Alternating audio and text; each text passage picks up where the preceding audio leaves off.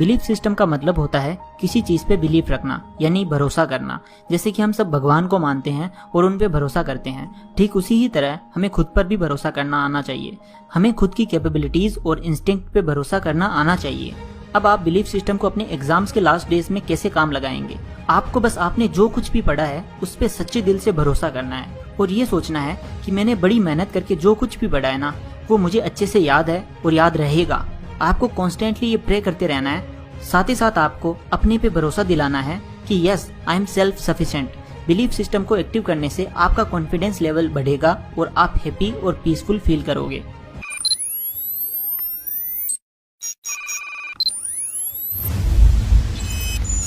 Ditch distractions.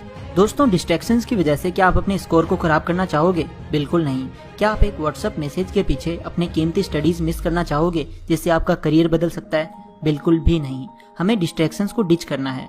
दोस्तों, अगर आप क्रिकेट खेल रहे हो और अचानक एकदम से बॉल आपके फेस की तरफ आएगी तो आप क्या करोगे? आप झुक जाओगे ताकि आपका फेस बच जाए।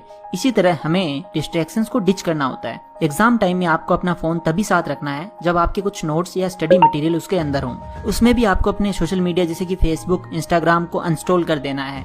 बाकी डिस्ट्रैक्शंस जैसे कि दोस्तों के साथ घूमने जाना, बाहर खाने जाना वगैरह, इन सब को आपको बिल्कुल अवॉइड करना है।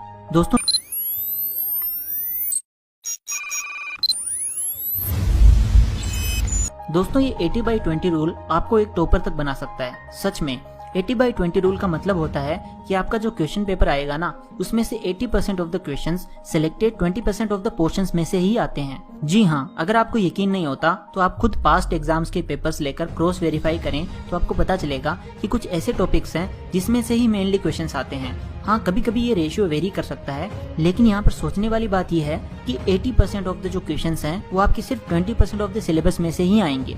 तो आपके जो एग्जाम्स हैं उसमें वो ज्यादा पूछे जाएंगे। तो आपको बस ये रूल जो है आपके एग्जाम डेज में अप्लाई करना है।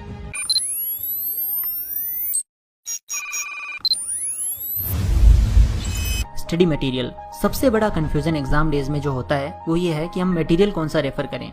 अक्सर कई बच्चे इतनी सारी रेफरेंस बुक्स, टेस्ट पेपर्स, ये सर के नोट्स, वो सर के नोट्स, वो कोचिंग का मटेरियल और पता नहीं क्या क्या ले लेते हैं और उसमें से क्या पढ़ें क्या ना पढ़ें उसी सोच में ही खत्म हो जाते हैं। इसलिए मेरी इस बात को याद रख लो कि refer only your text books and notes during your exam days, क्योंकि जो भी एक्स्ट्रा की प्रैक्टिस करनी थी आपको वो आप कर चुके हैं। लेकिन अब एग्जाम डेज में आपको सिर्फ टेक्स्ट बुक्स को ही रेफर करना है, क्योंकि आपका जो क्वेश्चन पेपर आएगा ना वो उस पर ही बेस्ड होने वाला है। जहाँ तक बात है नोट्स की, तो अगर आपने वो खुद अपने हाथों से बनाए हैं तो वेल एंड गुड है, और अगर नहीं बनाए और अगर वो रेडीमेड नोट्स हैं तो भी चलेगा। बस आपको इतना ही करना है and you will see the results.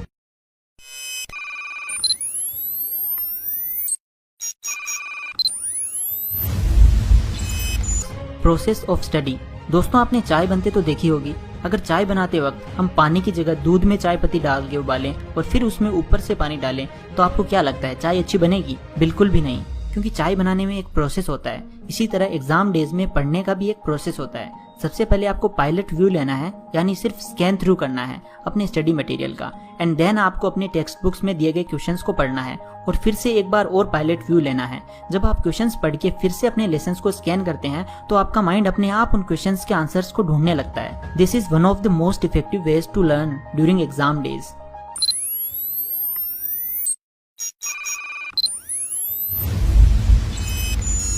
Don't change your routine during exam days. अक्सर बच्चे पढ़ाई की टेंशन में रात भर जागते हैं और पढ़ते रहते हैं और फिर नेक्स्ट डे एक स्लीपी माइंड के साथ एग्जाम देने जाते हैं। सच बताऊं तो ये जरा भी अच्छा नहीं है। आपको आपके एग्जाम टाइम में भी अपना रेगुलर रूटीन फॉलो करना है, जिसे आप नॉर्मल डेज में फॉलो करते हैं। एग्जाम डेज में रूटीन चेंज करना कैन बैकफायर और आपके चांसेस है कि आपकी हेल्थ भी इससे इफेक्ट हो।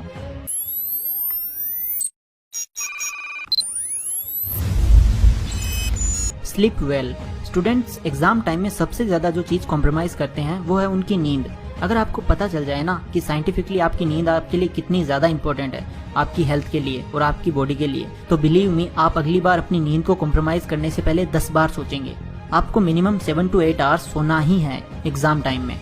इससे आपका ब्रेन अच्छे से रिलैक्स कर पाएगा और प्रॉपर वे में फंक्शन कर पाएगा। इसलिए प्लीज स्लीप वेल। तो दोस्तों ये थी कुछ टिप्स